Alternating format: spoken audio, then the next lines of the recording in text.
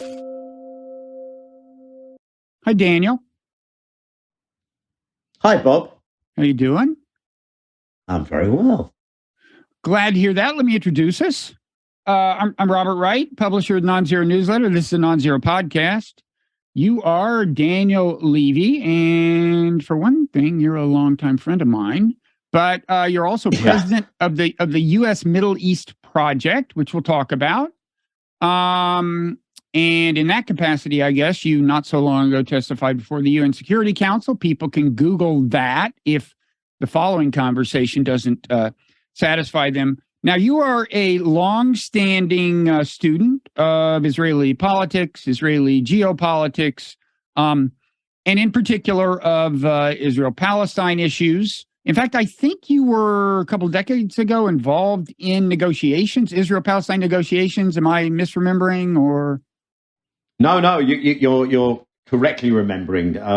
It stretches a bit further back than that. I was actually a negotiator under Rabin in the so-called Oslo II, Oslo B Accords in the mid-90s and then at the very beginning of the noughties, at the end of 2000, 2001, under then Prime Minister Barak. This time as a political appointment, I was on the negotiating team at Taba in the Israeli-Palestinian peace talks. Okay, I definitely want to talk about that before we're done. So there's a lot going on in Israel. First of all, there's this kind of political crisis that presumably everyone's at least dimly aware of. It led to massive demonstrations, which, if you correct for like population size, are bigger than any demonstrations have ever been in America by a long shot. And that seems to have gone kind of dormant because Prime Minister Netanyahu kind of kicked the can down the road. I assume this is going to resurface, though, and going to have to come to a head one way or another. I want to talk about that. There's also, regional issues. Israel doesn't get that much attention, but they're involved in a more or less ongoing conflict in Syria. At least they stage attacks not infrequently. There's of course the tension with Iran, the nuclear issue, and then the Israel-Palestine thing seems to have been heating up. There seems to be, I think, a lot of people think there's more danger than there's been in a long time of a third intifada that might well be a very violent one. I want to talk about as much of this as we can. I guess. Why don't you start by situating us in the aforementioned political crisis, I called it. Of course, the basic idea is we have a pretty far-right coalition right now in Israel. They want to implement legislation that would rein in the judiciary, which has been a thorn in their side for some time. And separate from that, of course, Netanyahu, I guess, is under indictment and would like to have a little more leverage over the judiciary, as one does when one is indicted. And so there have been these huge demonstrations against that initiative. And then it all kind of left the U.S. media radar screen when there was this kind of decision to put things off for a few weeks or something. So where do we stand on that? And feel free to let me know if I got anything just flat out wrong. No. Where we stand is it. I mean, the thing that perhaps I'd just make sure people are aware of that. So we were coming up to the Jewish holidays, the Passover. Actually, the parliament goes on recess there, the Israeli Knesset, and there was a question: would Netanyahu and his coalition try and rush this through before that holiday, before that recess? They didn't. Netanyahu stepped back. There was an issue with the defense minister actually saying, okay, I'm going to resign if you try and push this through. There was a day of massive action, including a general strike, which the business sector joined as well. And Netanyahu pulls back and says, but we're going to put this on pause. What has happened subsequently is actually the demonstrations have resumed, and at more or less the same level of intensity. So as you acknowledge, while this is off the kind of Western media pages, the issue is very much alive. And what you've actually had is the right-wing forces. Although I have to pause here to say I wouldn't call the demonstrators left-wing forces necessarily. And we'll perhaps come back to what's actually going on here. But the forces supportive of the coalition and of the reform have now themselves also taken to the streets. And a feature of the first 14, 15 weeks were that the streets were exclusively owned by those opposing the reform. And you've now had a very large demonstration. You had a slightly smaller demonstration in support of the reform, but now you've had a very large demonstration. One of the things that I think people are looking at here is just how ugly could this get on the streets? Has there been violence yet between the two groups? Minimal. Mm-hmm. What there has been is occasional clashes between the kind of state instruments of repression, if you like, the police and some of the demonstrators. What you also have is that there is a strong confluence. There's a strong overlap between those supporting the reform and those who take a hard line on the hardest line, let me say, on Israel's treatment of the Palestinians. And so in a way, they would target the protesters less than they would just take out and vent their anger on Palestinians. So people may remember, and they may remember it partly because it's unusual for the term pogrom to be used in Western media when it comes to Israeli treatment of Palestinians. So there was this settler militia, essentially, descending on the Palestinian village Hawara in the northern West Bank, and there were some horrific scenes coming out of that. But just to step back very briefly, one of the things that's going on, as you say, is the Supreme Court, the judicial capacity for legislative review, the judicial system has been seen as an obstacle to three things, because it's coming from three directions. I would say the most important driving force behind this in terms of that camp is that they have been seen as defending the rights of people whose rights shouldn't be defended, first and foremost Palestinians. Now, you'd ask a Palestinian whether they're a Palestinian inside Israel who has Israeli citizenship but lives under a regime of inequality and structural discrimination, let alone Palestinians living under Israeli occupation beyond the formal lines that are recognized as sovereign Israel, let alone Palestinians living as refugees who are unable to return. You ask them and they would say, hell no. The Supreme Court has been a very low bar, but let's look at what has been allowed. The Supreme Court has allowed relentless settlement expansion and all the bad things that have happened to us. So we will appeal to the Supreme Court, but we do not see the Supreme Court as the upholders of international law, let alone fairness and equality. But that's one direction it was coming from. Secondly, Netanyahu has his own legal issues. You've mentioned that. That's very important. The prime minister is on trial. As you say, he clearly wants leverage there. Thirdly, there is an important part of the coalition that is the ultra-Orthodox population, the Haredi population, and they have their own reasons, which slightly link to the first one on Palestinians, but primarily where the Supreme Court has intervened more actively often is in issues of, for instance, the enlistment or the non-enlistment, which is the case of that population into the military and the arrangements which allow for their non-enlistment. And the Supreme Court has kind of called to uphold some kind of system of equality there. And that's a major problem for that community. The other thing that I would just note when people who have seen these pictures, have seen, even American politicians weigh in on this,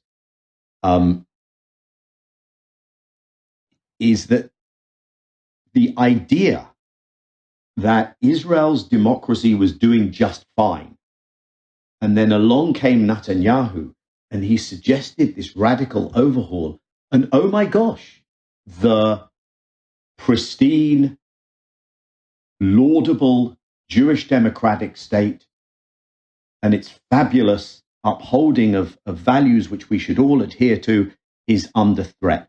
That ignores pretty huge gap in the story, which is this is not, of course, a democracy for those under permanent occupation, those who do not have their basic democratic rights realized, Palestinians, those inside Israel who are treated as second-class citizens. So you have this disconnect between a narrative of democratic state doing just great, along comes a hardline politician, versus what you've seen in, for instance, the reports of blue chip international human rights groups, Amnesty, Human Rights Watch, what you've seen in Israeli human rights organizations, B'Tselem, all actually saying this regime meets the legal definition of apartheid. So this is a huge disconnect, and it's also why you haven't seen almost entirely the participation of 20% of Israel's citizens, the Palestinian citizens of Israel, in these demonstrations. Of course, some people have taken part, but I think it's important just to set out that story. Yeah. Let me ask you to drill down on the one point a little. Now, when I last saw you in person, it was in Israel and in the West Bank. We were on I guess you might call it not your standard tour of Israel that Americans take. We were seeing parts of the situation that aren't shown to, say, your average congressperson or even journalist who goes on kind of a subsidized trip there. And I think you were with us in Hebron. You've probably been there enough that you may not recall the specific instance, but Hebron is, in the occupied territory. And it was a good example of just it looking very much like apartheid in the sense that, okay, Israeli Jews can walk along this nice paved street. Palestinians have to walk along that kind of what looks like a rocky path up there. There are a lot of things. Once you're in the West Bank, whether or not it's strictly speaking apartheid, I'll leave to a debate. I'll leave to people who know more about apartheid as it existed in South Africa. But you see the obvious parallels. But what about the thing that you alluded to, which is the situation of Palestinian citizens of Israel within Israel proper? Those two human rights reports you mentioned, or I guess three, is it counting all told, that have deemed Israel an apartheid state? I think some or all of those included in that the treatment of Palestinian citizens of Israel, which is surely much better than the treatment of Palestinians in the West Bank. And I'm a little unclear on what aspect of that treatment it is that is most egregiously discriminatory. I just don't know the territory that much. So what would you, if you had to cite one or two things that the Palestinians in Israel proper are unhappy about, what would those be?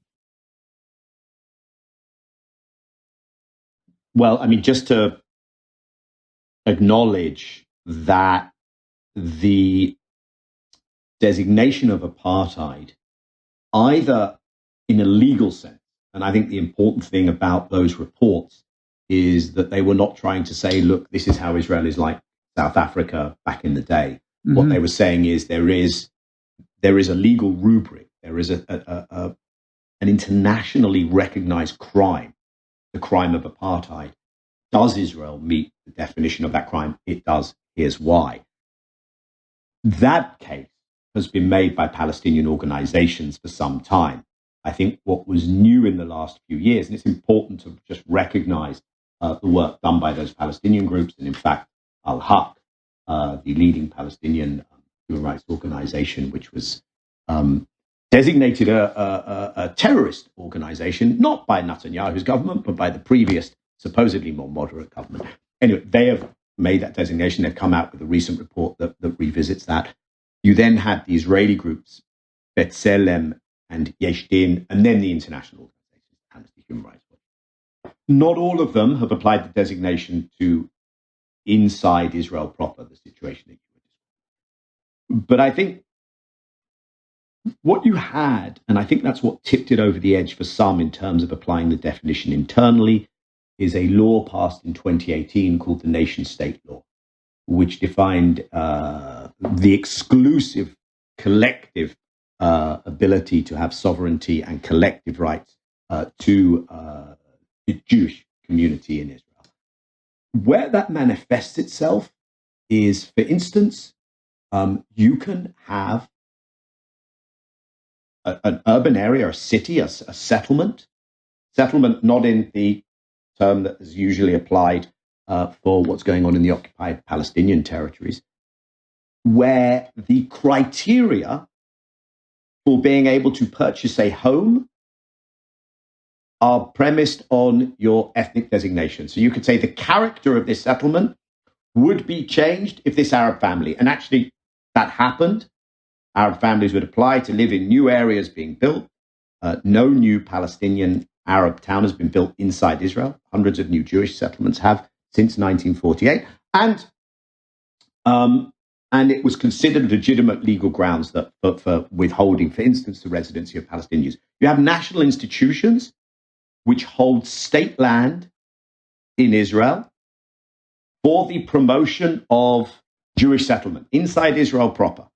So that's another form of the kind of structural discrimination faced. Mm-hmm. There are villages, Palestinian areas that are still not recognized, still not linked to state infrastructure.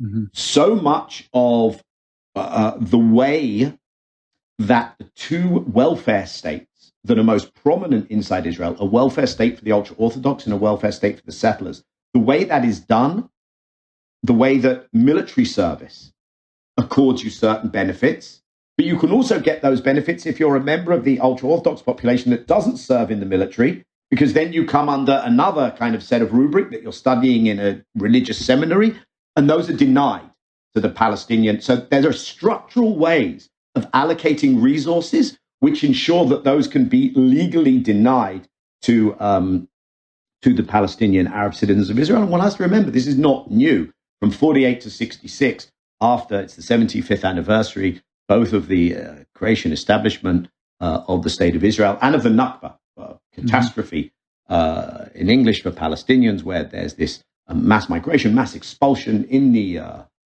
47 to 49 war. So from then, for the first 18 years of Israel, mm-hmm. those who weren't expelled, those who remained behind, live under military law. So this goes back into the beginnings of the state. So just to make sure I understand, it is the case now that within Israel proper, a Palestinian who is a citizen of Israel might say, I want to buy that house, and it might, in certain situations, it might be legal to say, sorry, you can't because you are a Palestinian? Bingo. Okay. Yeah. Well, yeah, that is...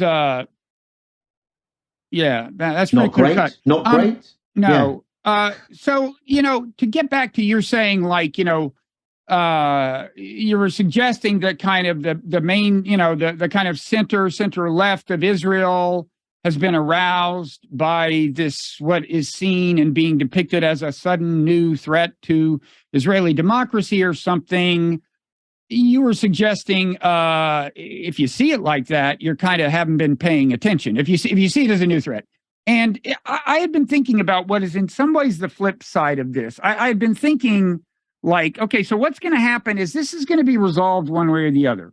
Netanyahu may well lose. And I mean, you know better than I, but suppose he loses and the judiciary is not restrained. And the American media will say, triumph. We've another threat to democracy squashed. But, well, first of all, as you note, there are all of these issues that will not have been addressed. But even beyond that, it seems to me that this current threat, as it's seen to Israeli democracy, is really a product of kind of tectonic shifts or fundamental underlying dynamics that are not going to go away. Now, you know this a lot better than I do, but I gather that the ultra-Orthodox birth rate, for one thing, is higher than the birth rate in the rest of the country. And that's one reason the ultra-Orthodox exert growing influence and so on. So, my sense is that it would not, that if the forces of democracy prevail this time, that would not be grounds for really breathing a sigh of relief in any sense, both because, as you note, there are issues not yet addressed. I mean, let alone the occupied territory, which is, we can get into that. But even aside from that, as you note, there are pretty egregious injustices that are institutionalized. But even aside from all that, it just seems like there's every reason to expect that things will get worse and not better politically in terms of the balance of power. Am I wrong about that?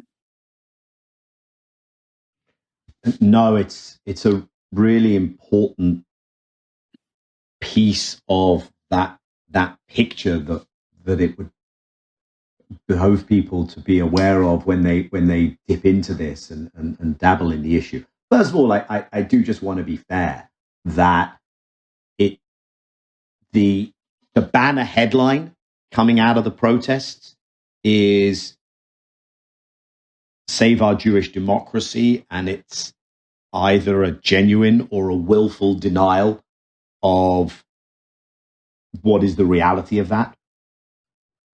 But there are groups within that protest movement who know exactly what they're fighting for, and it's not the status quo ante. It's not everything was fine and dandy. And so you will see the Bloc Against Occupation, you will see anti-apartheid activists, you will see Palestinian Israelis, you will see those who are refusing to enlist for the military. So just to acknowledge that. The underlying dynamics are very much there, and they are demographic, but they are also political ideological. And the key demographic is the one that you've pointed out, which is when you have a community, the ultra-Orthodox, where I don't know the exact figure, but the birth rate is 6, 7, 8 kids a family, and everyone else is chugging along. Actually, Israel's birth rate is pretty high anyway, but at 2, 3. Over time, your country looks different. Your population looks different. And that we're seeing there at each election. That block gets stronger just because of the demographics. At the same time, that community has become a little more nationalist, which they really weren't in the past. Now, by the way, this is the question of what happens with that community is a huge question that I don't think we'll go into here. But if that community stays out of the workforce, by and large, if that community is subsidized to spend their life in study, that is a recipe just for Israel's economic success to be challenged right there without anything else. And that's something that will have to play out. And by the way, I actually think there is a really ugly side to secular disdain and disgust and hatred towards that community that I want. I actually think there needs to be a social contract. There needs to be a modus vivendi. People need to live together. We actually need to respect a lot of things that community doesn't need to have trampled in terms of its traditions. But let me park that, because the other thing that's going on is you see not only the growth numerically as a result of demographics and birth rate of the national religious community, but also the ideological shift that's taking place in Israel of the rightward drift.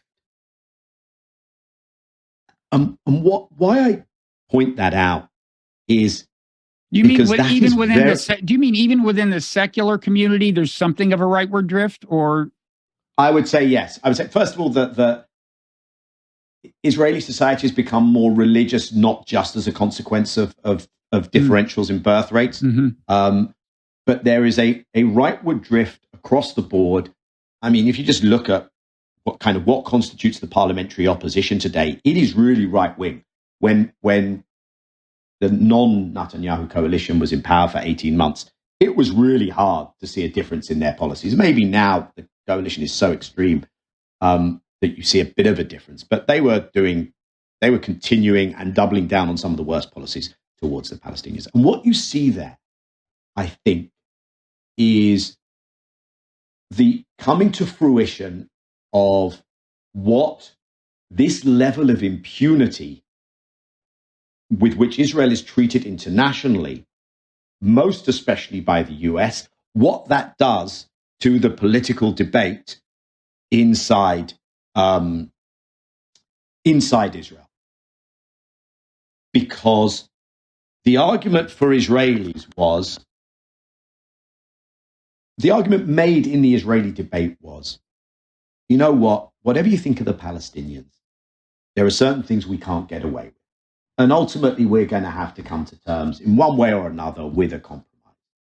And the argument was because we won't be able to get away with it. The world won't accept it. And what, especially the decade plus of Netanyahu in power from 2009 onwards, what he managed to prove was not only can we get away with it, but we can get away with it and flourish and excel and expand our relations internationally. And actually, we can have an American administration that almost overtakes us from the right. And we can expand our relations in the region. And look what we've done with the UAE and Bahrain and others.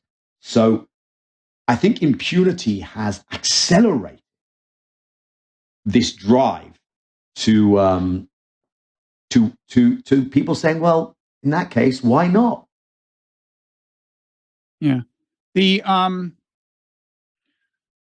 So yeah, and this is partly a product, I guess, of the mobilization of evangelical conservatives in America, and they're kind of joining the Israel lobby, which 2 or 3 decades ago, I guess, would have been thought of as mainly a Jewish thing, but it's gotten to the point where Netanyahu, I think, he I'm not sure how much he cares about the opinion of American Jews, because the evangelical community itself serves his purposes so long as Republicans hold a considerable amount of power in America. So this is all.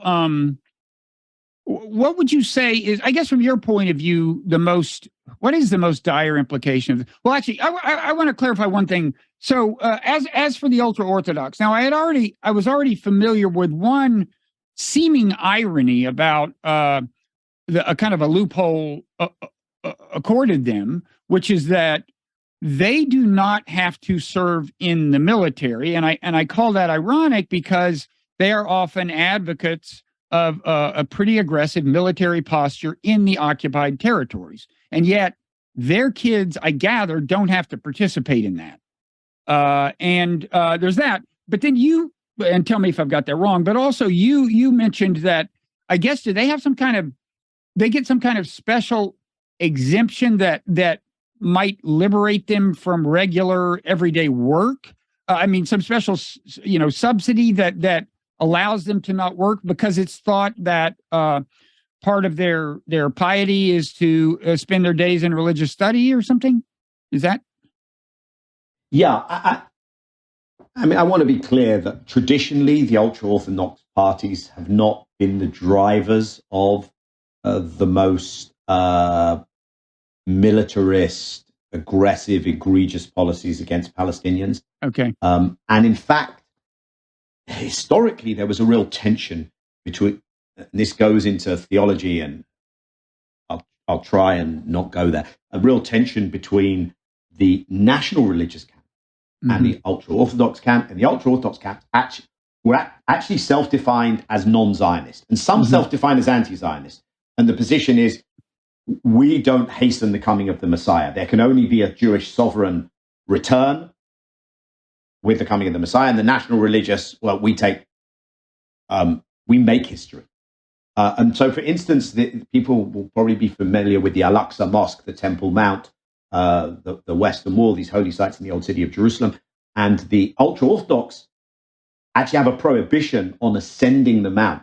So when you see these aggressive moves by some of the national religious, that is opposed by some of the ultra-Orthodox. The settler camp did something really smart, was given the population explosion, there are huge housing issues for the ultra-Orthodox, and many of them like to be in or around Jerusalem. And the settler camp, at some point, historically, 30 plus, a quarter of a century plus years ago, designated 2 areas to be settlements for the ultra-Orthodox, which was one way of bringing them into the pro-settler camp. But anyway, so they are not, things have changed, but they're not normally the ones who are pushing this. The historic deal was And at the time when the state was established, it seemed to make sense because it was a small number of people. And of course, one of the things that was lost in Eastern Europe with the Holocaust was all these centers of Jewish learning. Those centers of Jewish learning would be rebuilt, and kids would not have to go into the army, and they would be subsidized to spend a lifetime in Jewish religious study, in these religious seminaries called yeshivas. Now, when it's hundreds of thousands, the ultra-Orthodox themselves understand this is unsustainable. Not everyone is learned in that Talmudic religious studies way, should spend their life there. They are going into the workforce, but there is this provision where they are not only not serving in the army, but subsidized to be somewhere else when they should be doing their army service. And unsurprisingly, that causes something of a backlash. I just want to comment on, yes, the evangelical thing was a point of departure in how the Israel issue plays out in US politics. And Netanyahu was a very important promoter of that. And it allows him to, as you say, prioritize that often over how the American Jewish community thinks. But I would, throw into the mix that it's not like the Democrats in power have been great either. What you do not have is the legacy American Jewish organizations actually standing up for justice, peace, international law, holding Israel to account. And in recent years, you've had Europe, and for some time now, actually, being even more meek on this issue, and those political divides playing out in Europe. And Israel has very effectively, and it's a conscious strategy, has very effectively created a conflation between what is a genuine concern about anti-Semitism and a misplaced collapsing of legitimate positions that are critical of Israel into this notion that this is anti-Semitic. And that has played very effectively, not only in America, but especially in a European domain. You also have the very divided, very weakened, ineffective Palestinian political institutional leadership. And all those, I think, have created this reality today where I mean, I think it's moral hazard, actually, what you see on the Israeli side, because I don't think this ends well for Israel. Yeah, I mean, this is a question of mine, kind of, how does this end for Israel? Now, it was during that 2010 visit to Israel that I personally, and the West Bank, I personally concluded that it was too late for a two-state solution at that point. I think more people are starting to say that. In fact, it seems like somebody prominent said it within the last month or so. I forget who it was. Maybe I don't know. But there was a piece in Foreign Affairs by Mark Lynch. It was in Foreign Affairs. That was the fact. That was the important thing, that it was in Foreign Affairs, and it was said.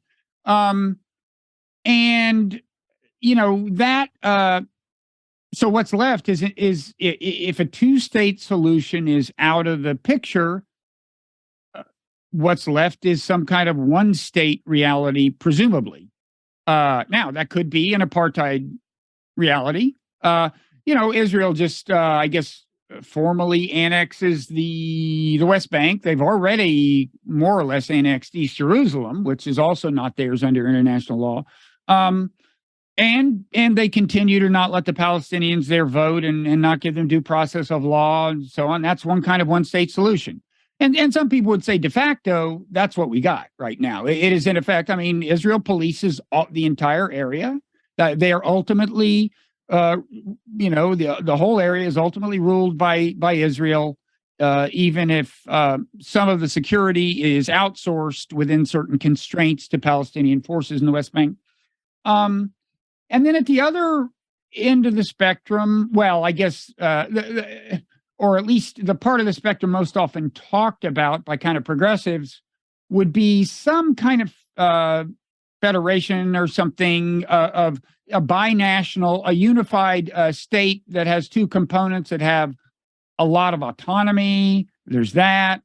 And then there's just a straight up unified state where you let people vote and see what happens. That seems to me, as a political matter, the least likely maybe of all. But I don't know. I'm outside of. And then I suppose, look, there's also ethnic cleansing, right? I mean, in the very extreme case, there certainly are Israelis who would be totally happy if a lot of Palestinians moved from the West Bank to Jordan. And if ethnic cleansing is defined as making life so uncomfortable that people are tempted to move, you could argue that life is already pretty uncomfortable, even though not many of them are moving to Jordan. So that seems to be me the menu of options. Maybe I've missed something, but I'm curious as to what you think is going to. Well, first of all, what did I miss? What did I get wrong? Secondly, what do you think is going to happen? Great. So it's a 5-hour podcast. So I'm game. I think you're the one with time constraints, Daniel. So let's start where you left off, because I think this is a insufficiently explored part of what's going on, which you referenced ethnic cleansing, and we're actually with some friends in Israel, and this will probably be in the public domain soon. There has been a very significant increase, proliferation in threats of a second Nakba, threats of ethnic cleansing and expulsion by serious Israeli political figures. By the way, the current Israeli Minister of Finance appeared at a seminar in France, standing alongside a map where Jordan and parts of Iraq and all the territories were part of the map of Israel that was behind him. And one of the reasons that they are so keen on this judicial reform, those most keen on the reform are the hardline ethno-nationalist, religious, Zionist, pro-ethnic cleansers, is they assume that would be something that the Supreme Court would throw hurdles up in the way of. But what's especially interesting to me is what motivates in one specific sense. Because yes, they have tried to make Palestinian lives miserable, and they have succeeded in making Palestinian lives miserable. And that has been going on not since yesterday, not since this coalition. That has been going on for a long period of time. And one of the ways of telling this story is actually the remarkable resilience of the Palestinian population. That there is so little out-migration. That ever since the Nakba, the Palestinians have internalized, we don't do that again. We don't voluntarily leave our land. And so I think one of the things you see is a real frustration on the right that here we are, everyone, including much of our camp, is telling us we're doing fabulously, we've won, the world no longer cares about Palestine, we've got relations in the Gulf with UAE, etc. America will not pressure us. We're doing better in Europe. We're expanding our relations elsewhere. Our economy is fantastic. The Palestinians are weak, divided, defeated. There are more of them than us, though. What's going on here? How come they're all still here?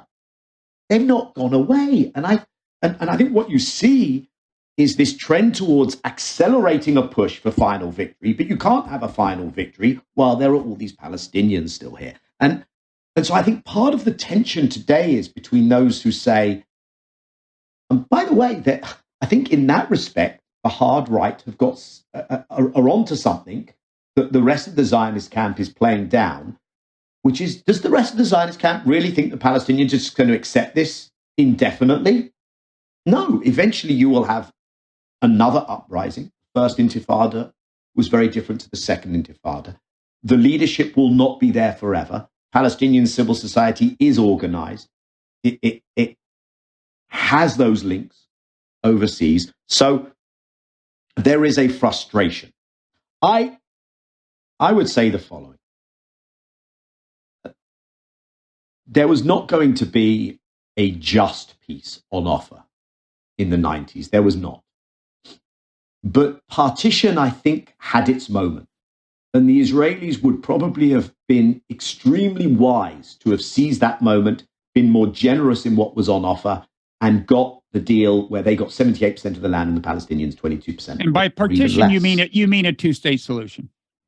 2 states, partition, 67 lines. What was being talked about when the PLO recognized Israel in the late 80s, when Oslo starts, when Clinton puts his proposals forward. That moment seems to have passed. As you said, your visit 2010, it looked pretty clear to you by then. I think one of the things that still holds it in place is that you do still have a formal position of the PLO that endorses 2 states. I do not go too far into speculating what the post-partition dispensation might look like, because I think the conditions that will need to be created in order for that to be on the agenda will require a fundamental transformation on the Palestinian national movement leadership side, and they will have to come forward with a position of what it means. Because the other thing one has to recognize is if one accepts a kind of settler colonialism framing, the Jewish Israelis are not going anywhere. So you also, as a Palestinian, which is partly why 2-state Palestinian nationalism remains a strong thing, but as a Palestinian, you will have to live in this space with those who have treated you in this way. And Palestinians will have to come forward with a vision for what that looks like. Israel will have to be in a position where the continuing on this path is no longer a comfortable option. And the argument, of course, is now it's a comfortable option. In most instances, that is challenged in the security realm. You mean you mean the idea that you mean Israel is deluded to think there's a comfortable option there because in fact there will be threats to security or what? No, I'm saying right now Israel doesn't ask itself that question. Right. Because it has life seems good. There's no intifada going on, and you get these almost ritual conflicts. The provocation at the Al-Aqsa Mosque, which seems to have become almost an annual or semi-annual exercise, and an exchange of rockets and so on. But aside from that, it seems under control. Exactly. A decade and a half, Gaza is under siege.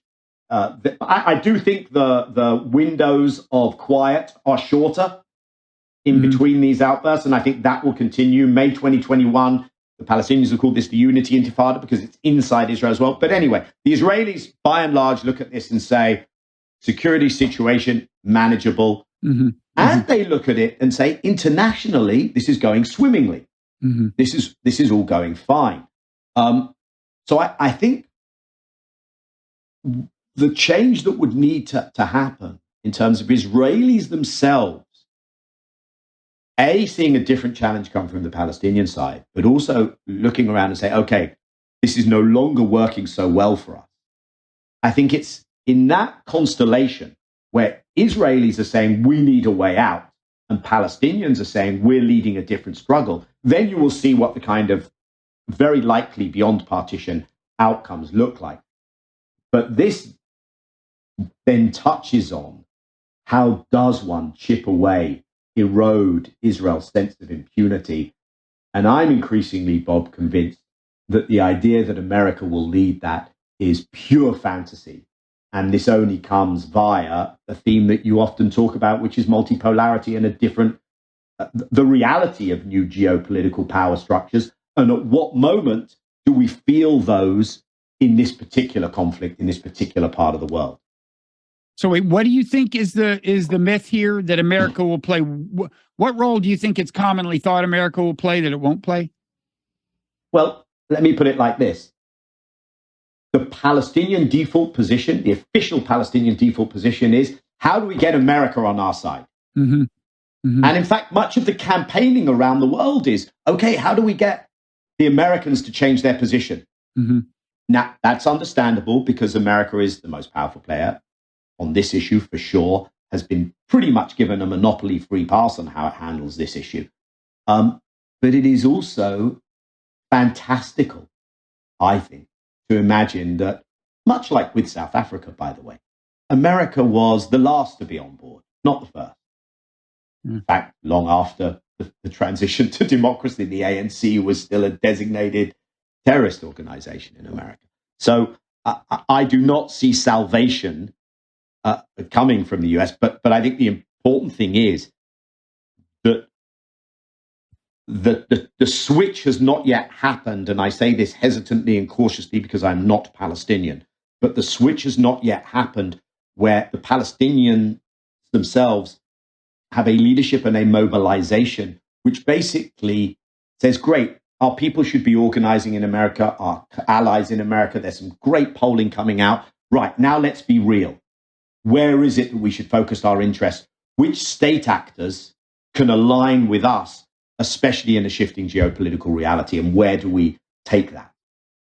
You mean including states other than America? Which? I'm saying precisely states other, not including. I'm saying you look at the map of political power in the world today, and America should not be your port of call. The Palestinian president should not be waiting for his invitation to the White House. Their focus should absolutely be elsewhere. And it's interesting that the BRICS just had a summit in Cape Town, South Africa, at the foreign minister level, a hybrid meeting, I believe, exclusively focused on the Middle East. And there's a communique coming out of that, and part of the communique is we will, to continue to meet regularly just to discuss the Middle East. That's interesting. What China just did with Saudi Iran is interesting. It's a different reality that the Palestinian political leadership, I'm not talking about Palestinian thinkers and activists, but the Palestinian political leadership, I don't think are paying the kind of attention to that. But like I say, it's a political leadership that has largely been co-opted. Yeah, I would think the problem with the Palestinians putting all their hope in America is, first of all, just in terms of American domestic politics, that's a pretty steep hill to climb, and I'm not sure they appreciate that. But secondly, as you say, look, if America did this thing they're definitely not going to do, and tomorrow cut off all military aid to Israel and demanded that they give Palestinians full rights or something, I mean, I don't think Israel would bat an eye. I mean, it's a very prosperous country with a very strong and advanced industrial base itself, and they seem to have, if anything, a growing number of friends in the region, including some who used to be thought of as on the side of the Palestinians. This is partly, I guess, a product of the Abraham Accords, and although that itself may have been to some extent just a formalization of changes that were already underway. But anyway, I guess. So here I am going to disagree with you. No, okay. Here I am really going to disagree with you.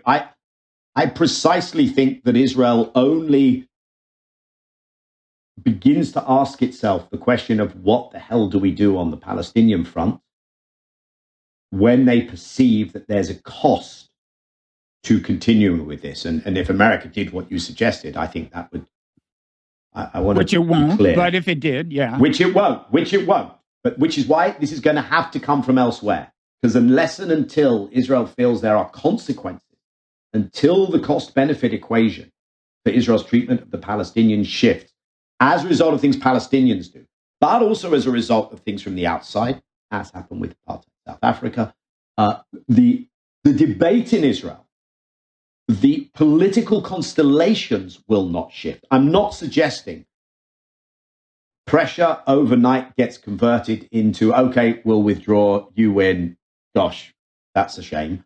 Nor am I suggesting that you ratchet the pressure up high enough. And I'm not making a comparison, but it doesn't work. Maximum pressure, I don't think, does work. But maximum impunity,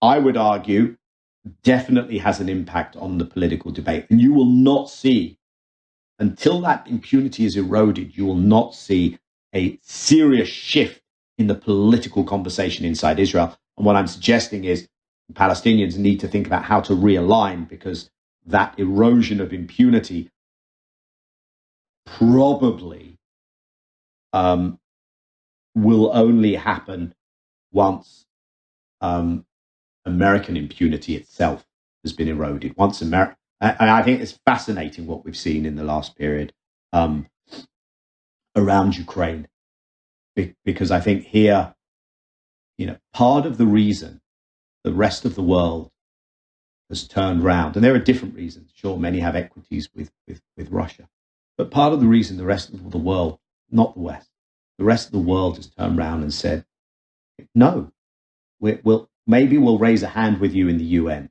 but we're not coming with you. Yes, many of them would say, yes, there is an act of military aggression against a sovereign state with which we disagree. But when you get up on your soapbox and lecture us about values and your rules-based order, we're not buying it, because you are so selective in the application of that. We've all experienced it. And I do think that for many people, a default where you're saying, example, Palestine. Palestine is the most egregious example. And then the other thing is the world turns around and says, you never asked us. One thing to oppose the military aggression, but you never asked us what we thought about you taking sanctioning measures, which have impacted us much more than they've impacted you when it comes to our food security, when it comes to our debt, when it comes to our supply chains, etc. I don't want to go into that, but I do think that there is a shift that is going on.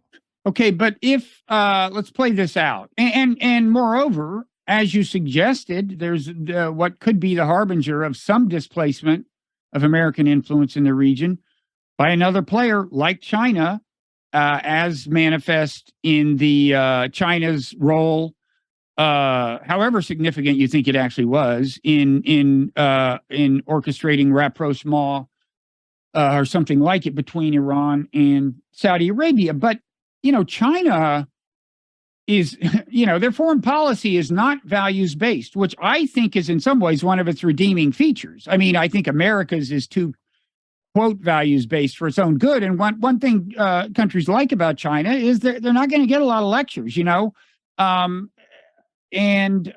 by the same token, I think China is going to tend to go where the power is in a given region.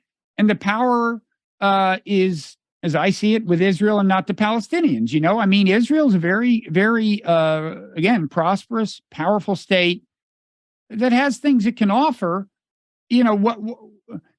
What can the Palestinians in the West Bank offer to a China to get China to really be on their side in a significant way? Now, that could be of great rhetorical value for China. It could be that China wants to appeal to global audiences that would respect its support for the Palestinians. But unless, and it could also be that there are governments in the region that feel sufficiently aligned with the Palestinians to demand Chinese support for the Palestinians. But right now, that doesn't seem to be the case. The strongest, richest governments in the region, as we've said, the governments, at least, as distinguished from their people, don't seem particularly on board with the Palestinian cause. So the question is, let's suppose that U.S. influence is displaced by, say, China's, maybe by Russia's at some point in the future, or by some other power. What's the scenario where that actually works toward a just solution of the Israel-Palestine problem? So, first of all, let's acknowledge and make clear that what you said is correct. Israel, nuclear armed state, powerful, significant military, significant economic success, has developed a lot of the spyware and cyber technology that many states are very happy to get their hands on and turn against their own people and their foes overseas. Significant successes. Now let's look at the realities in the Middle East. Something very interesting happened in the Qatar-hosted World Cup, World Football Cup, soccer. This was the first opportunity that the Arab world had to offer its own public opinion, vox pop, position on normalization. And what was remarkable at that occasion was everywhere you turned, there were Palestinian flags, there were Palestinian charts. Morocco, who had a remarkable footballing achievement at that tournament, getting into the semi-final, first ever African, let alone Arab state to do so. Their team, and Morocco has just normalized with Israel, right? Just off the back of the Abraham Accords, because Trump recognized Western Sahara as being Moroccan. So the Moroccan team, in their big victories, they unfurled the Palestinian flag. So I think what you see in the region is, sure, you have regimes that are unaccountable, unanswerable, unrepresentative of their people, able to make these deals with Israel. But remember, Morocco was bribed. Sudan, which is a whole other disaster, which fed into what we're seeing right now. The only time America ever did anything to influence developments was in Sudan, was to get Sudan to normalize with Israel. It's criminal. But let me park that. They were either bribed by the Trump administration or the Israelis had something to offer them, but that's not where the public is. Now, Israel, because I do think that it is very dependent on this American relationship, despite everything it's done elsewhere, because only America will shield Israel, I think, from some of the pressure on the Palestine front. Only America has used its veto more times on this issue. Half the time the veto has been used, it's been on this issue. At the UN Security Council. At the UN Security Council, exactly. So in that respect, all the good work that Israel did in laying the basis for a very strong relationship with China, which Israel did, is being severely challenged by what is happening in US-China relations. The one area where there was serious tension under Trump in the relationship with Israel was to get the Israelis to cancel certain major infrastructure projects that the Chinese had and to pull back from that, especially around the port in Haifa. So my assumption is that an interest-based, expanded Chinese, and I'm not saying this happens tomorrow, expanded Chinese involvement in that part of the world would look at this and say, A, this is a source of instability. We don't like instability. What you're doing to the Palestinians has a ripple effect everywhere. And what goes on in Jerusalem, that could have a serious, we see it blow up in different places. This is not good. It's going to be a different rhetoric, but the policy in the end may be a more significant policy. And then you also have the situation around Iran. So I think an Israel that is set on a certain path with the Palestinians, that it cannot reverse at the moment, that is in a zero-sum position with Iran, and that has limited its options because of its level of dependence on America, given those two things, it will still manage to have some breakthroughs. Maybe there'll be another Arab state.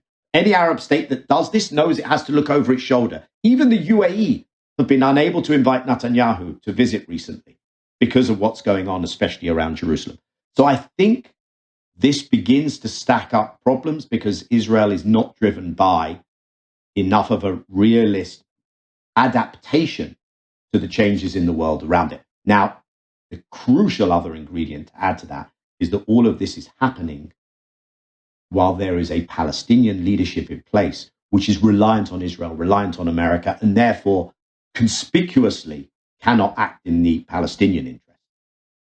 And they're desperate to keep those guys in place because they know that what you said, that they're not popular in the Arab world, that can change. You get a charismatic Palestinian leader in place, and I think one with a strategy, then I think you'll look around and many of these Arab states will have a real problem managing their equities on this issue. A cynic would say, if that charismatic Palestinian can stay out of an Israeli prison, but... and out of the sights of an Israeli sniper. Yeah, but... So listen, Daniel, we've been talking close to an hour. As you know, the way we often do these podcasts is we do an hour of public conversation, and then we go into overtime, continue talking, and the rest of the conversation is available to Nonzero members, that is paid subscribers to the Nonzero newsletter. You've been kind enough to say you'll stick around for a little while and talk some more. We'll drill down further on these issues. I want to say that if you're not a paid subscriber, you can either just go to the Nonzero newsletter and Substack, sign up. You can also just click the link in the show notes if you're on a podcast app right now. You'll go to the same place. And then once you're a Nonzero member, you'll find a post corresponding to this where the full audio and video exists. But also in the upper right of that, you'll see a place you can click to set up your own podcast feed, which will thereafter be like a special version of the Nonzero feed where all the bonus content will be, including the overtime sessions, and that is the long versions of each podcast, including the overtime session, as well as some podcasts that don't otherwise wouldn't show up at all, and including the the Friday Pair Room and so on. Encourage people to do that, needless to say, but I'm also grateful to anyone who listened this far and isn't going to take that step. By the way, you can also become a non-paying subscriber to Nonzero newsletter if you want to do that. Daniel, before we adjourn to overtime, I want to ask you if there's anything you want to say, just to the audience that won't be with us for this next segment, by way of punctuating what you've said, clarifying what you've said, recanting, anything. Maybe I'll say one thing, which I almost feel I need to say these days when I talk about this issue. You've been very generous with the time you've given me to speak, Rob.